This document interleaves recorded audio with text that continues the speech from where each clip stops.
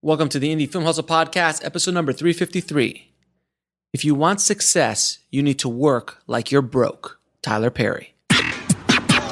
Broadcasting from the back alley in Hollywood, it's the Indie Film Hustle Podcast, where we show you how to survive and thrive as an indie filmmaker in the jungles of the film biz. And here's your host, Alex Ferrari.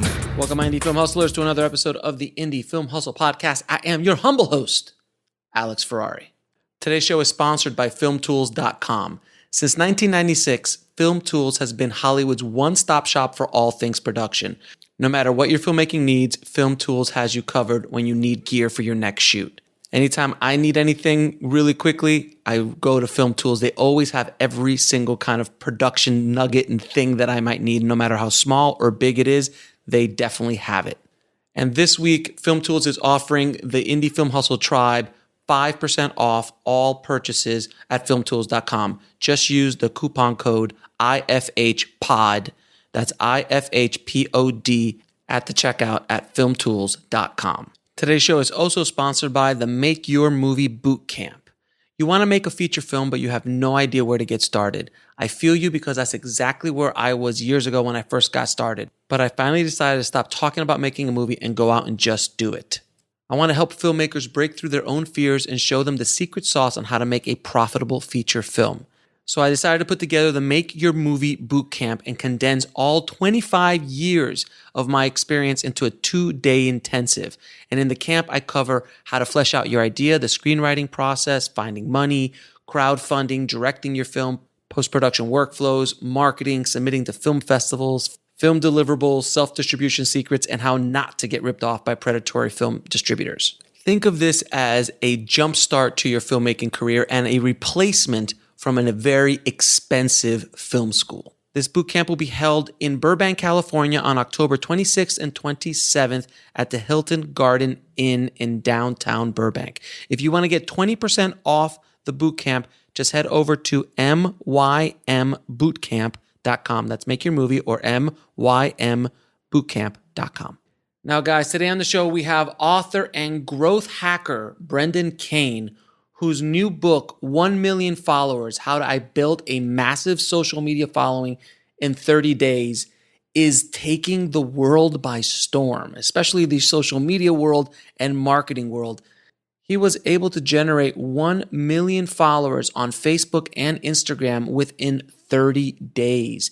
So we go deep into how the heck he did this, his strategies, and how you can use these strategies to help sell your movie and how to build a following for your film. So without any further ado, please enjoy my conversation with Brendan Kane. I'd like to welcome to the show Brendan Kane. Thank you so much for being on the show, my friend. Thanks for having me. I appreciate it.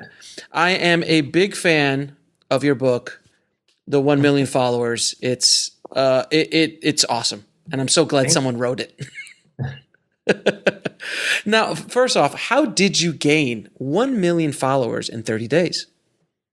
So first off, it wasn't like I just woke up one day and I'm like without any experience or testing and I'm just going to do this. I had spent, first off, I've been in the digital space for about 15 years, and I had, in terms of how I generated 1 million followers specifically, I had spent about 3 years building a set of my own like testing methodologies on top of Facebook and Instagram that would allow me to test content at scale. Mm-hmm. And really learn what content formats, themes, and stories work so that you can generate growth in any area, whether that's lead generation, traffic, and in this case, followers.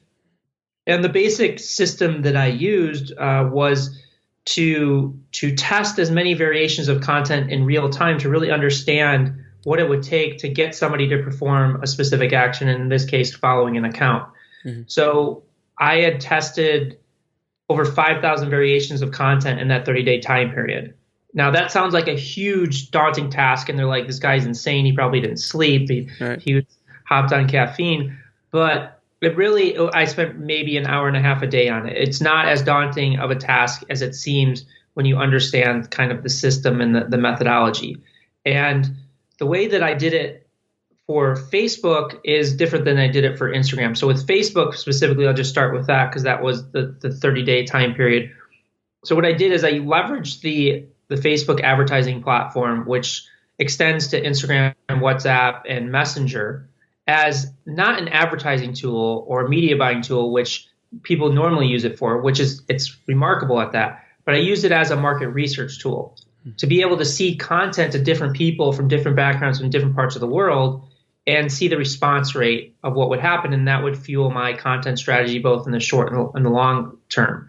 So when I talk about 5,000 variations, it wasn't 5,000 pieces of content. Like there's to a variation, there's 5 elements. So you have the creative itself, the headline, the demographics, Right. The interest level, what they're interested in, products or services, and then the geolocation. So if you take one piece of content and swap out a headline, that's one variation. Or you can swap out the demographics, and interest, a geolocation. All of them are interchangeable. So that's where you can take one piece of content and essentially test it 100 to 200 different ways. And what it does is it gives you more chances to win and more chances to learn. So every night at midnight, I would schedule tests between 30 to 300 variations of content.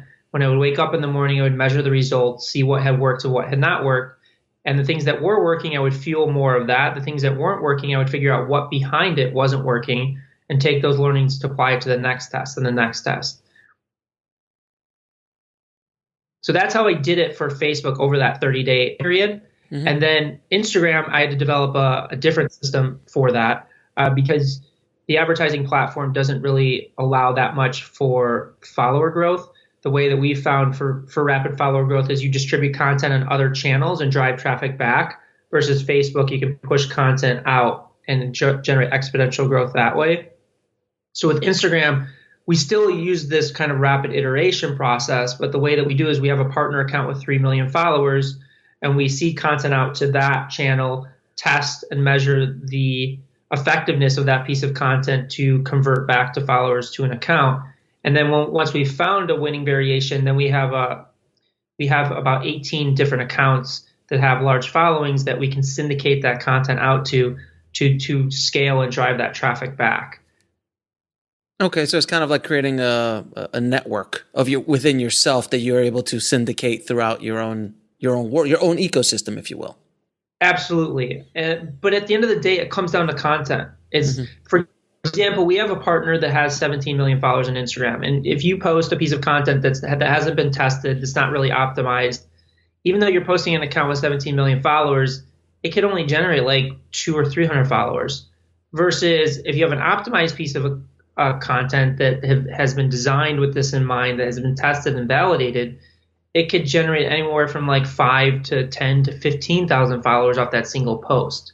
So it's really, people get caught up in this idea of, if I just get in front of a bunch of people, I'm going to be successful. It's not the case. Like in the film industry, is these films spend tens of millions of dollars getting a trailer out there. But that doesn't guarantee that people are going to go see the movie, because if the trailer is not good, it doesn't matter.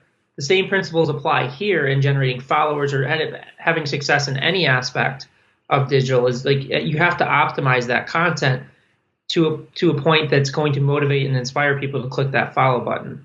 Now, what advice would you have for filmmakers or independent filmmakers trying to generate some sort of attention, or for them to actually have them click or rent or watch something on Facebook or Instagram? Like, what advice would you have for filmmakers just starting out? There's a few things that I would look at. I mean, first off, this is common knowledge because every major movie studio does this. But the first 3 to 5 seconds of a video is critically important, especially when you're talking about Facebook or Instagram, where 70% of the video is watched with the sound up as you're swiping up the feeds. And that's why the studios, I think it's been like 5 or 6 years now, put a 3 to 5 second trailer before the trailer plays. So really understanding the critical importance of that first 3 to 5 seconds of your video to get people in to watch for a longer period of time. I think secondarily is really knowing your audience. Is who is that core audience that you're going after? What is it that is going to capture their attention? What's some historical data? Really look at trailers of movies that have worked in the past, and also look at trailers of movies that haven't worked in the past.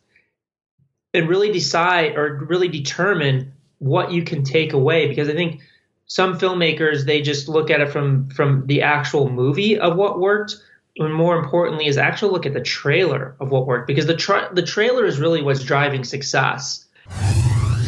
We'll be right back after a word from our sponsor. And now back to the show.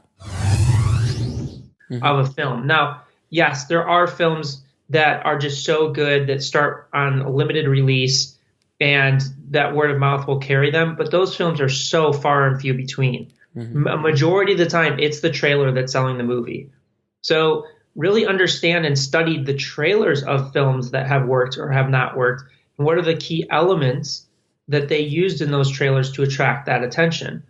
Secondarily, it's testing, like test different trailers. I mean, the studios do this all the time, but you should do this yourself, is test different 3-second intros, test different clips, different ways of telling that story. I think it's hard, and I recognize it's hard for independent filmmakers to create variations of trailers, but you're really limiting yourself if you're only putting one trailer or one teaser out in the world and expecting that just to perform. So I think that that's a good place to really start from a content perspective. And when you're saying testing, please explain to the audience that testing is something that could be done extremely affordably. I mean, for a few bucks, $5, $10, $15, $20, you can do a real quick test to see if something's going to play or not, correct? Absolutely. I mean, first off, with the Facebook and Instagram advertising platform, which I think is one of the best testing tools at our fingertips, there's no minimum. Like, you can spend $5, $10, $20 and learn something from it. Or if you don't want to take it that far, you can test it organically, as get that trailer placed on a blog or a website or even on your own social channel and measure the response between that. It's not as effective, but at least you're learning something. But yes, to test, like, you don't have to spend tens of thousands of dollars to do it. You can spend $10, $20, $30, $40, $50 and learn something from it. Now, targeting, how can you give any advice in regards to targeting, for especially for filmmakers? Because I find that they sometimes will, like, let's say they do a romantic comedy and then they try to target people who like romantic comedies. It's just not going to work. They don't have the finances to hit that giant demographic. Would you suggest niching down as much as possible? What advice would you have for targeting demographically and also locations? So typically the way that I approach testing is you test as many interest levels and demographics against each other. So within the Facebook advertising platform, there's 3 core aspects to it, or 3 levels. So you have the campaign, which is where kind of you set the objective, is like, am I trying to generate video views? Am I trying to generate conversions? Am I trying to generate traffic? Whatever that is. Then the second is the ad set. And the ad set level is where you actually control the targeting. That's where you can control the audience, the demographics. Are they male? Are they female? Are they age? What other movies do they like? Do they like romantic comedies? Do they like adventure movies? Do they like Tony Stark? Do they like the Hulk? Whatever it is, like, you can put it in there, and most of the time they'll have it. And also within that, you can do geolocation. You could do it all the way down to the specific zip code. Now, for filmmakers, I typically don't recommend that because your costs are extremely high in the auction. And then the third is the ad level, is like the actual creative itself. So the ad set level is where you get really creative with all of this. And what I typically do is I create different ad sets that break out the interest levels. So for example, you'll create an ad set with just romantic comedy fans, and they'll create another one with adventure fans, another one with Tony Stark fans, just whatever you can.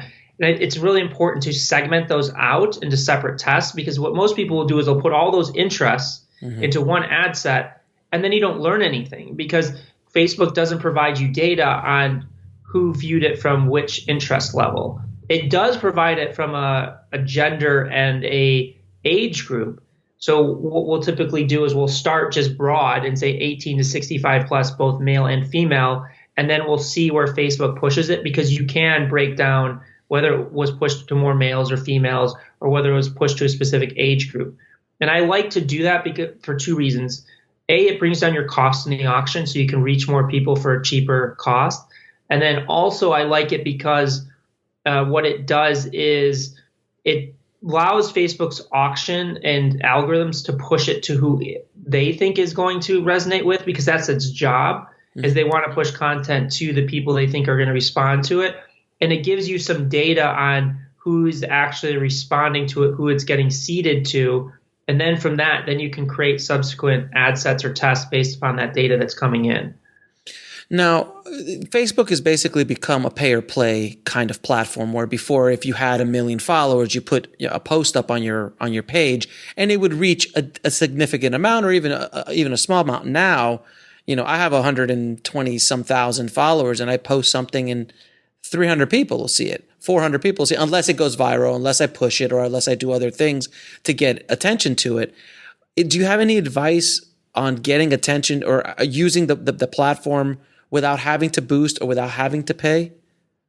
Absolutely. So let's just talk about the algorithms, because the algorithms control how many people see your content. And I feel like the algorithms get a bad rap. People get upset and frustrated with them. And I understand. I get frustrated by it as well.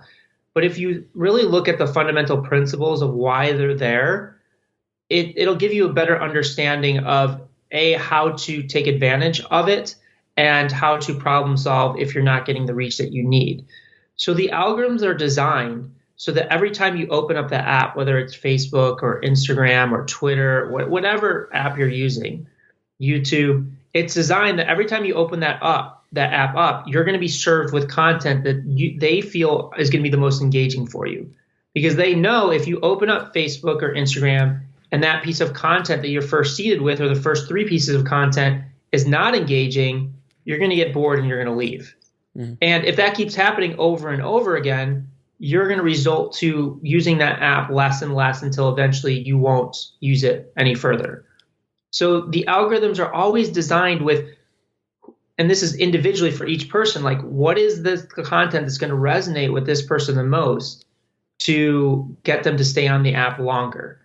And today we're following hundreds, in some cases thousands of pages, more so on Facebook than Instagram. I think you're following thousands of pages over the years of engaging with the platform. Instagram, maybe it's a few hundred.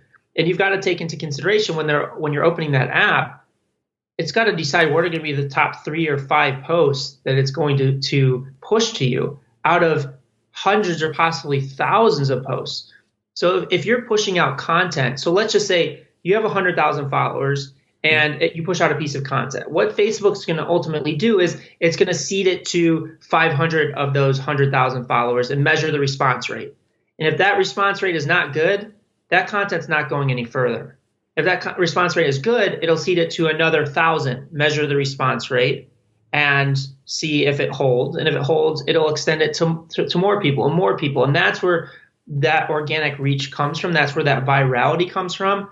But if you keep putting out content that when it seeds it to those initial people, it doesn't generate the response that it's looking for, and you do that over and over again, your page is automatically going to be labeled in the algorithms as something that doesn't push out engaging content. Versus on the flip side, if your account gets known for pushing out content that's highly engaging, it has far more flexibility in the algorithms and the amount of reach that it gives you. So that's why you'll see content creators like Prince EA, who wrote the foreword of my book, or like a Jay Shetty, who are generating tens of millions, in some cases hundreds of millions of views on their content. A, their content is good, but B, also they've built up so much trust in the algorithms that they're getting so much reach out of their content. So that's first and foremost just understanding that concept. And then if you're not getting the reach, then it's starting to determine, okay, what am I doing wrong with my content? What aspects of my content is not engaging when it first seeds it to that first 300 to 500 people? And this is what we do a lot with my content and the content that we work with people on, is we'll measure things, for example, with video. What we'll measure is the most important metric is the number of views to the reach that we get. And what does that ratio look like? And a view is counted at 3 seconds. And that metric is so important to Facebook because it determines whether or not people are actually engaging. Because if people are swiping up and they don't watch the first 3 seconds, they're going to stop seeding that content to people. But if you can generate a high ratio, and typically we look at anywhere between 30 to 40%, anything above 40% is amazing, but 30 to 40% is our sweet spot that we're aiming for. If we can get in that 30 to 40% range, we just see the reach exponentially grow because Facebook's algorithms see that the content is resonating with people. People are actually taking the time. Now, unfortunately, Instagram doesn't give us that metric, but we can generally tell by the reach, by the number of views that we're generating off a piece of content. We'll be right back after a word from our sponsor. And now back to the show. But that's kind of how we look at it, and we just really design our content to feed into the algorithms first and foremost, because without that, you're just not going to get the reach that you need. So it's not throwing everything up against the wall on a Facebook page. You really, really got to be a little bit more strategic with it, is what you're saying? Yeah, I mean, there's definitely testing that goes into that's involved in it. I mean, one of the first places, and we already kind of talked about it, the first place that I start is competitive analysis, is who's doing well on these platforms. What are they doing right? What are they doing wrong? So we'll always do a competitive analysis of accounts.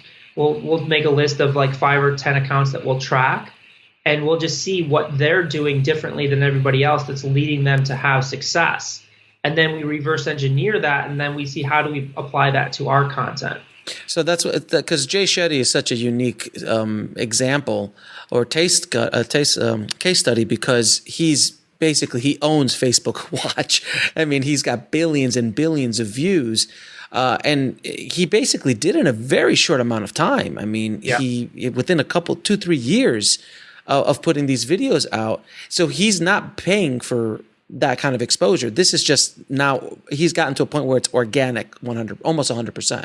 Yeah, I mean, for him, it's been organic since the very beginning. Prince EA is another great example. Goalcast, and then you like what BuzzFeed did with Tasty and some other platforms. Yes, there's been a bit of a dip in the algorithms being changed, but there is so much potential from an organic perspective, and it goes for Instagram and YouTube as well.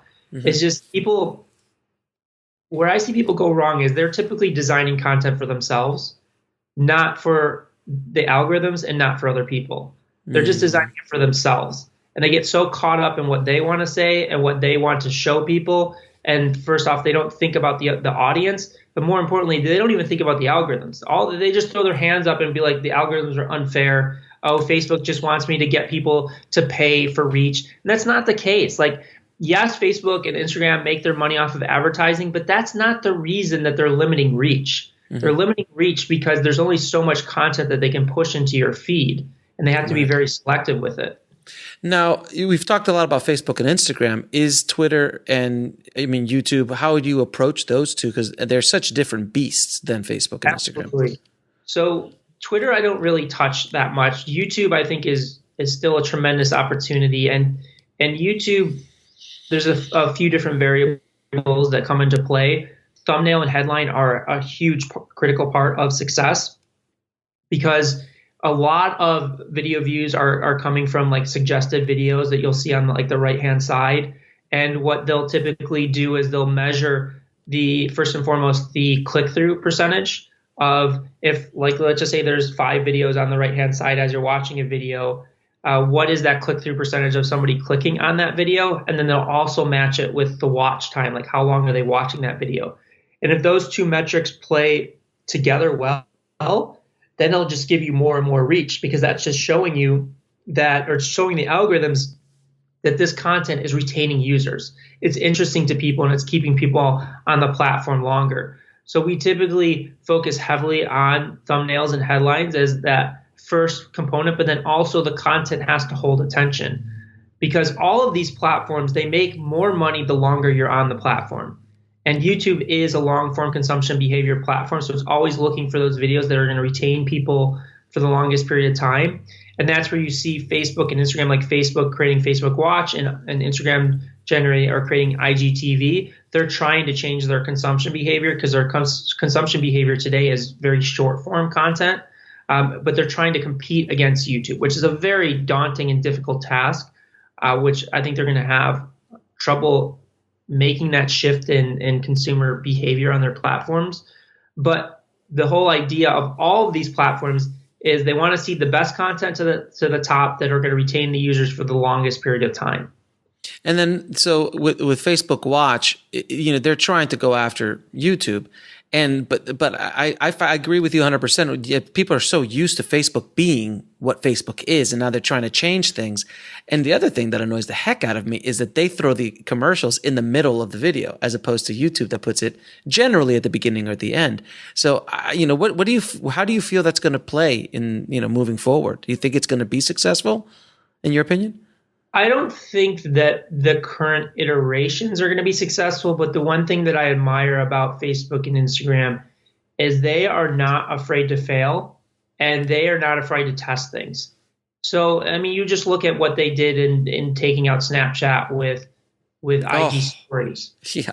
They just tested several iterations before that of things that just didn't work. Mm-hmm. But they figured it out, and it was a game changer for them. I firmly believe they are smart enough that they will figure something out. I don't know that it's going to be the current iteration of Facebook Watch and IGTV, but I don't doubt them for a second, because they have the smartest people on the planet working for those companies, and I think that they will figure out a solution for long-form consumption.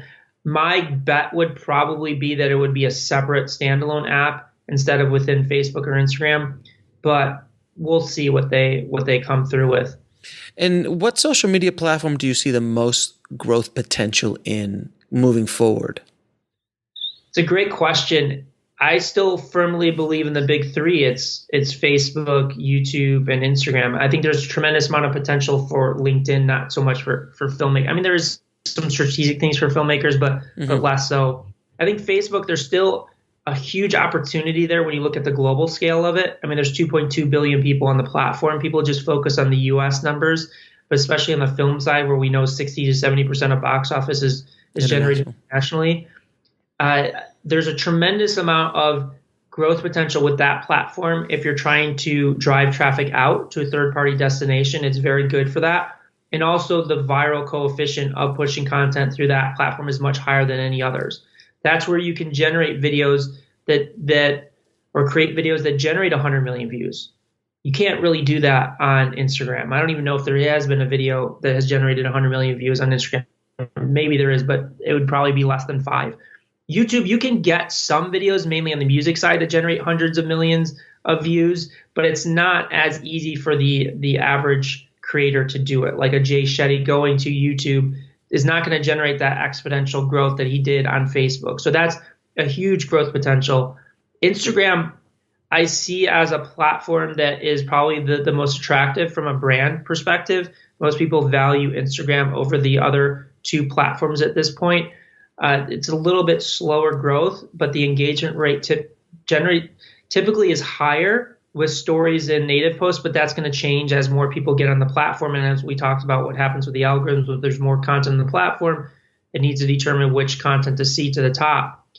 And YouTube, I think, there's tremendous value and growth potential in that platform just by the sheer size and just the fact that it is one of the only platforms on digital that is long-form consumption behavior, where you can get somebody to literally watch a video for 30 minutes or an hour. And I think that there's a lot of competition there, but I think if you really study it and you get good at it, there's tremendous value because you're fostering a deeper relationship with your audience and your fan base than you can with an Instagram or a Facebook. Now, would you recommend boosting a post on Facebook or actually taking an ad out for that thing? I always do things through Ads Manager because you can have more control. You can segment, test, and all those things that we talked about earlier. I will say that we're very strict about what we'll put money behind, because if you're putting money behind a piece of content that's not going to perform or is not performing well, you're basically teaching the algorithms that your content's not good. Versus the reverse side is if your content is really good and it just needs that extra push, you're teaching the algorithms that the content that your page is putting out is good.